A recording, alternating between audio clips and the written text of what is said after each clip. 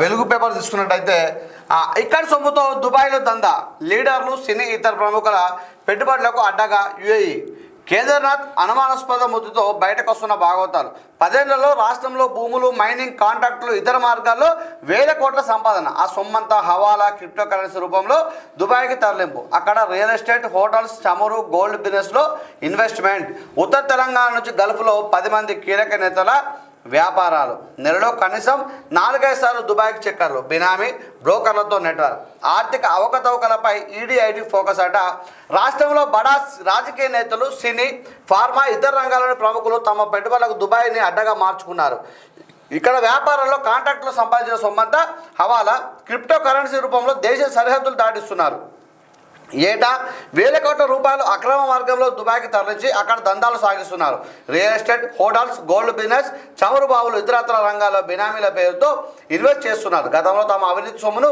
Swiss బ్యాంకులో దాచుకునేవారు కానీ ఇప్పుడు యుఏఈకి షిఫ్ట్ అయ్యారు రియల్ భూమి పెంచి సంపాదించి అయితే గత ప్రభుత్వంలో కొందరు హైదరాబాద్ చుట్టూ రంగారెడ్డి మేడ్చల్ మల్కాజ్గిరి సంగారెడ్డి జిల్లాలో వేల ఎకరాల భూములు కూడబెట్టుకున్నారు 100 ఎకరాల వివాదాస్పద భూములను తక్కువ ధర కొని తర్వాత ధరణి పోర్టల్ సాయంతో ప్రొహిబిటెడ్ లిస్ట్ నుంచి తొలగించడం ద్వారా సొంతం చేసుకోవడం జరిగింది అయితే ఎన్నికల్లో ఓడిపోయాక అక్కడే తిష్టవేసి గత సర్కార్లో చక్రం చెప్పిన 10 మంది కీలక నేతలు వారి అనుచరులు దుబాయ్లో వేల కోట్ల రూపాయలు ఇన్వెస్ట్ చేసినట్టు తెలుస్తుంది వీరంతా అక్కడ తమ దందాలు చూసుకునేందుకు ప్రత్యేకంగా బినామీలు బ్రోకర్లతో నెట్వర్క్లు ఏర్పాటు చేసుకున్నారు పర్యవేక్షణ కోసం నెలలో కనీసం 3-4 సార్లు ఈ నేతలంతా దుబాయ్కి చక్కర్లు కొట్టి రావడం శరా మామూలైంది ఓ ముగ్గురు మాజీ ఎమ్మెల్యేలు అయితే ఎన్నికల్లో ఓడిపోయాక దుబాయ్లోనే తిష్టవేసి వ్యాపారాలు సాగిస్తున్నారు డ్రగ్స్ కేసు నిందితుడు కేదార్నాథ్ ఇటీవల దుబాయ్లో అనుమానాస్పదంగా మృతి చెందడంతో లీడర్ల దందాల భాగవతం ఒక్కొక్కటిగా బయటకు వస్తున్నది ఓ మాజీ ఎమ్మెల్యేకు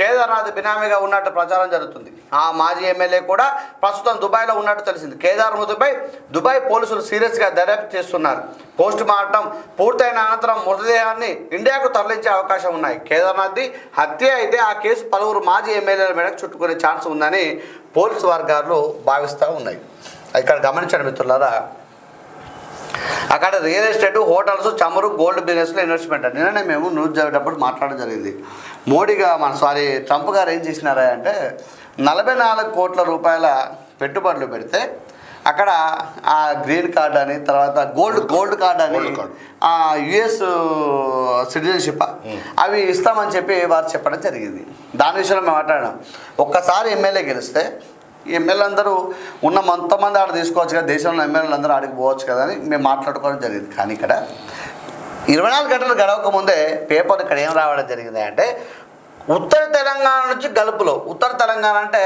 ఇటు పక్క కరీంనగర్ ఉమ్మడి ఆదిలాబాదు ఉమ్మడి నిజామాబాదు ప్రాంతానికి చెందిన నేతలన్నీ ఇక్కడ ప్రత్యేకంగా రాయడం జరిగింది అయితే ఇందులో భాగంగా నాకు తెలిసి ఒక మిత్రుడు అంటే ఇక్కడ చెప్పచ్చు తప్పేం లేదు కానీ ఒక మిత్రుడు కేటీఆర్ బాగా దగ్గర ఉంటాడు నాతో పాటు జర్నలిస్ట్ చేసిన మిత్రుడు ఉమ్మట దుబాయ్ పోతాడు ఫోటోలు పెడతా ఉన్నాడు అడిగాను ఏంది కథ ఎందుకు పోతున్నా అంటే బిజినెస్ ఉందన్న పోతున్నా అని చెప్పినాడు ఈ బిజినెస్ లావాదేవీలో నాకు తెలుసు ఇక ఇక్కడ చెప్పడం ఎందుకంటే కేటీఆర్ దగ్గర పనిచేస్తూ ఉంటాడు అతను చాటుగా అయితే దీంట్లో భాగంగా ఎమ్మెల్యేల మనుషులు కూడా చాలామంది మధ్యలో దుబాయ్ అని ఏది కూడా అందుకే ఎందుకంటే అక్కడ గోల్డ్ రియల్ ఎస్టేటు ఇక అన్నీ పెడతా ఉన్నారు అంతా ఇంతకుముందు మనం అనుకున్నది స్విస్ బ్యాంకులు దాచుకున్నారు నల్లధనాన్ని వెనుక తీసుకొస్తామని చెప్పి మోడీ గారు మాట్లాడుతూ గత చరిత్ర పుటలు నిలిచిపోయిన బుక్లో రాసి పెట్టిండు ఏమనంటే ఇక మోడీ గారు అంతే కదా మోడీ గారు అన్నారు నల్లధనం తీసుకొస్తాం స్విస్ బ్యాంకులో ఉన్నదాన్ని తీసుకొస్తా అంటే వాట్సాప్లో చెక్కలు కొట్టింది సోనియా గాంధీ ఎన్నికో లక్షల కోట్లు ఉన్నాయి రాహుల్ గాంధీకి ఉంది లేకపోతే కాంగ్రెస్ నాయకులకి ఇంత ఉంది బీజేపీ నాయకులకి ఇంత ఉంది కేసీఆర్కి ఇంత ఉంది అని చెప్పి వాట్సాప్లో రకరకాల చెక్కర్లు కొట్టినాయి ఎవడో రాత్రి పెడతాడు అనే కదా ఇది వచ్చాడు దేశం మొత్తం నిండిపోతుంది అందరూ మనిషికి అంతా బంగారం వేసుకోవచ్చు బ్యాంకులో మనిషికి 10 లక్షలు వస్తాయని రకరకాలు అనుకున్నారు మన దేశానికి అప్పు అంటూ ఉండదు మిగులు బడ్జెట్ మన తెలంగాణ ఎలా మిగులు బడ్జెట్తో వచ్చిందో మన దేశంలో కూడా మిగులు బడ్జెట్ ఉంటుంది అసలు నల్లధనం అనేదే ఉండదు అని చెప్పిండు కానీ ఇక్కడ ఏం జరిగింది అంటే పూర్తిగా అదంతా పక్కకు పోయింది ఇక్కడ ఏం జరుగుతుంది ఇప్పుడు అంతా స్విస్ బ్యాంక్ కాదు ఇక్కడ మొత్తం దుబాయ్లో దాచుకోవాలి ఇక్కడ సంపాదించాలి అక్కడ దుబాయ్లో దాచుకోవాలి ఎంజాయ్ చేయాలి అందుకే కవిత కదా ఇప్పుడు బుర్జ్ ఖలీఫా మీద ప్రతి ఒక్క ప్రోగ్రాం చేసినప్పుడల్లా అక్కడ తెలంగాణ సంబంధించిన బతుకమ్మదో లేకపోతే ఆవిర్భావ దినోత్సవం రోజు బూర్జ్ ఖలీఫా దాని మీద వస్తూ ఉంటుంది. ఇక మనోళ్ళందరూ పెట్టుబడి పెట్టినాక పాపం దుబాయ్లో ఏం చేస్తారు, తెలంగాణ అమితమైన ప్రేమ ఉంటుంది కదా, అక్కడ పెట్టుబడులు పెడతా ఉన్నారు కదా, అంతే కదా. అయితే వాస్తవానికి మీరు అన్నట్టు ఇప్పుడు కొన్ని ఏరియాలు ఊర్ల పేరు మన కరీంనగర్ ఉత్తర తెలంగాణ అన్నారు కదా, ఇంతకుముందు దుబాయ్కి మన ఉత్తర తెలంగాణ నుంచి చాలా మంది వెళ్ళేవారు. దేనికి? దాన్ని ఇన్స్పిరేషన్ తీసుకున్నారు జాబ్ల కోసం కాదు, అంటే ఇక్కడ బతకలేక బతుకుదేరు కోసం కుటుంబాన్ని భార్య పిల్లలు ఇడిచిపెట్టి దుబాయ్కి వెళ్ళేవారు డబ్బులు సంపాదించుకోవడానికి. ఇక్కడ చూడండి, డబ్బులు సంపాదించుకోవడానికి.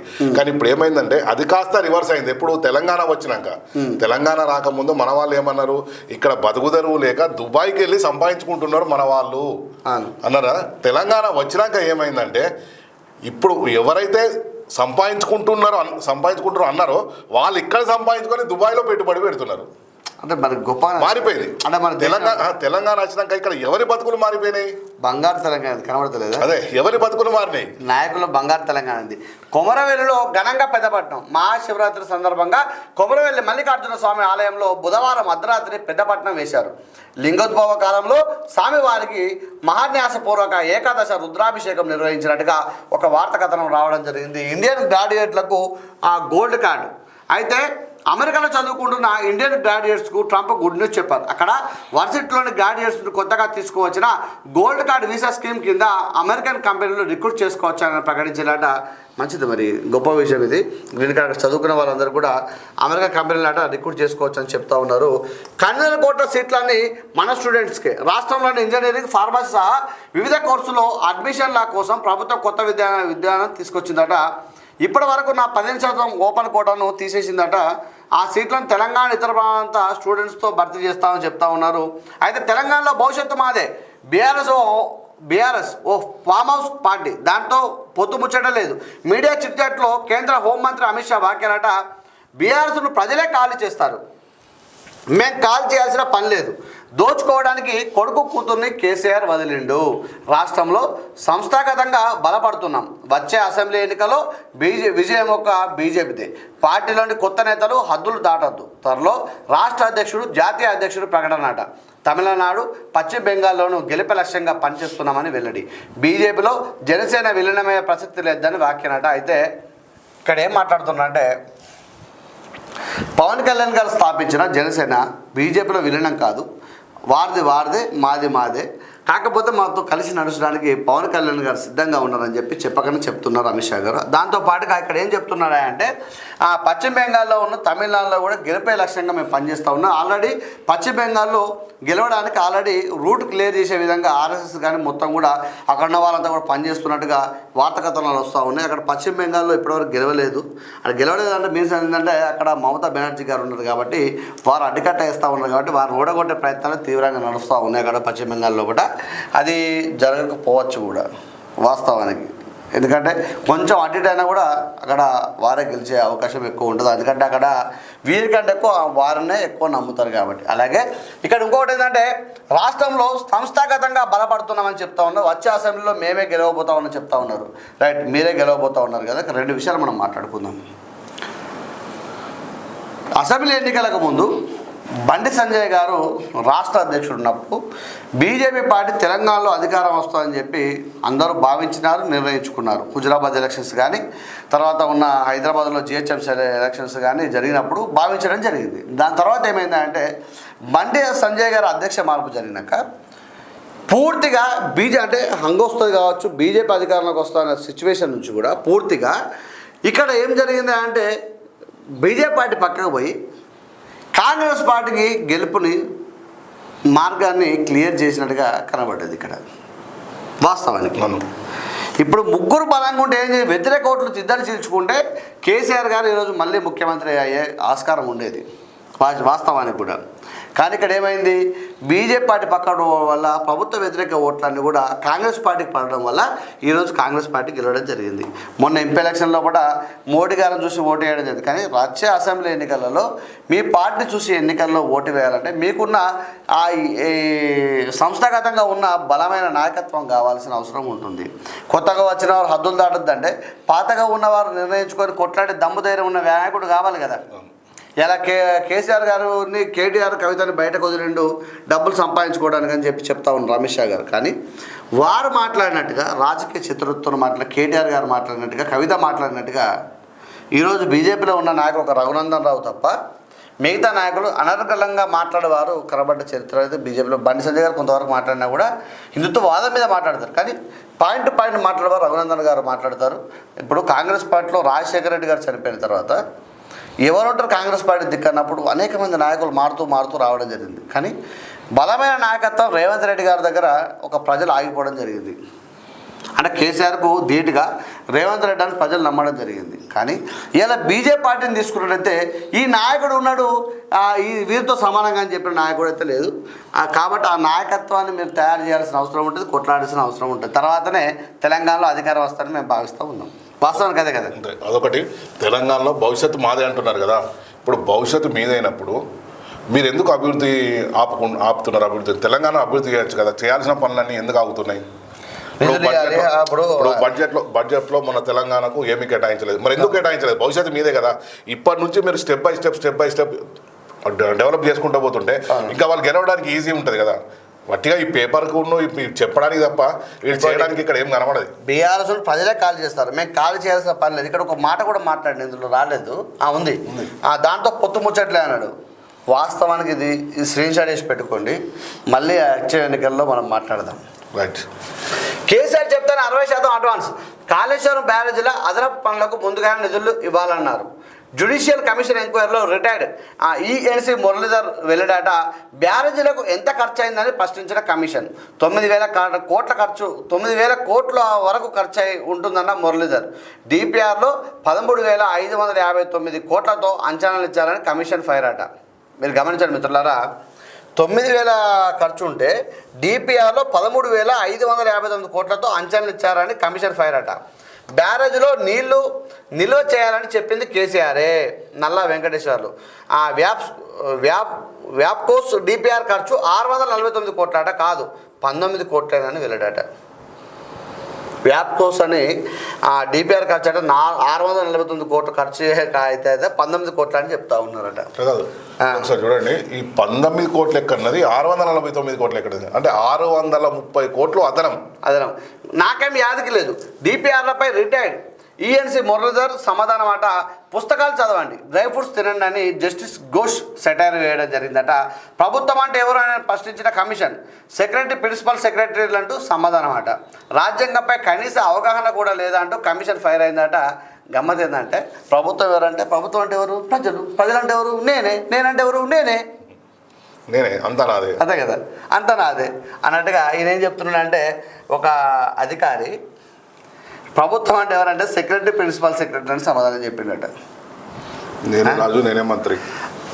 ఇది మొత్తం కాళేశ్వరం అనేది కేసీఆర్ అట ఆయన పని మొదలు పెట్టక ముందే 60% అడ్వాన్స్ ఇప్పించిందట. అదనపు పనులకు ముందుగానే అడ్వాన్స్ ఇప్పించినట. 6 రోజులు టైం వేస్ట్ చేశారు. 8 మంది ప్రాణాలపై సర్కారుకు చిత్తశుద్ధి లేదు. హరీష్ రావు.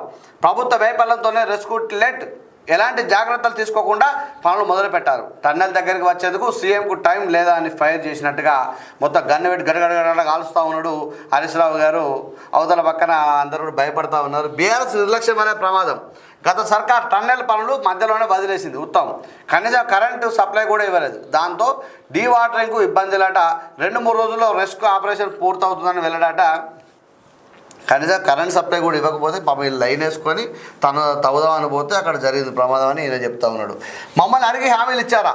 తెలంగాణ సీఎం రేవంత్ రెడ్డి నేనా? కేంద్ర మంత్రి కిషన్ రెడ్డి. నేను ఏ ప్రాజెక్టును అడ్డుకున్నానని నిరూపించాలి. రేవంత్ రెడ్డి బెదిరింపులకు భయపడ పాలన చేతగాక ఇష్టం వచ్చినట్టు మాట్లాడుతున్నారు. లేనిది ఉన్నట్టు చెప్పడం అలవాటు అయిపోయిందని ఫైర్ చేస్తూ ఉన్నారట. రాష్ట్రానికి 40, ఏపీకి 20 టీఎంసీలు. 2 రాష్ట్రాల అవసరాలకు కృష్ణా బోర్డు కేటాయింపులు. ప్రస్తుతం సాగర్ శ్రీశైలంలో అందుబాటులో 60 టీఎంసీలు ఉందట. నీటిని పొదుపుగా వాడుకోవాలని 2 రాష్ట్రాల సూచన. ఏపీకి 16 టీఎంసీలే ఇవ్వాలని తెలంగాణ డిమాండ్. 2 వారాల కీలకమైన ఏపీ 23 టీఎంసీలకు పట్టాట. 2 వారాల తర్వాత ఈఎన్సీలు సమావేశం ఇవ్వాలని సూచన అట. అయితే ఇప్పుడు 60 టీఎంసీలు ఉన్నాయట. సాగర్లో శ్రీశైలంలో 60 టీఎంసీలు ఉంటే తెలంగాణ 40 వాడుకోమంటుంది, 20 ఏపీని వాడుకోమంటే లేదు మాకు 23 కావాలంట అని తెలంగాణ ఉంటుంది. వాళ్ళకి అంతగానం ఎందుకు ఇస్తాం, మాకు 16 ఇవ్వాలని చెప్పి తెలంగాణ కొట్లాడుతూ ఉంది. ఇక్కడ ఎమ్మెల్యే కోట, ఎమ్మెల్సీ సీట్లపై బీసీ వర్సెస్ ఓసీ. కాంగ్రెస్లో 4 సీట్లపై ఇప్పటికే ఓసీ లీడర్ల కన్ను. ఒప్పుకునే పరిస్థితి లేదంటున్న బీసీ నేతలు.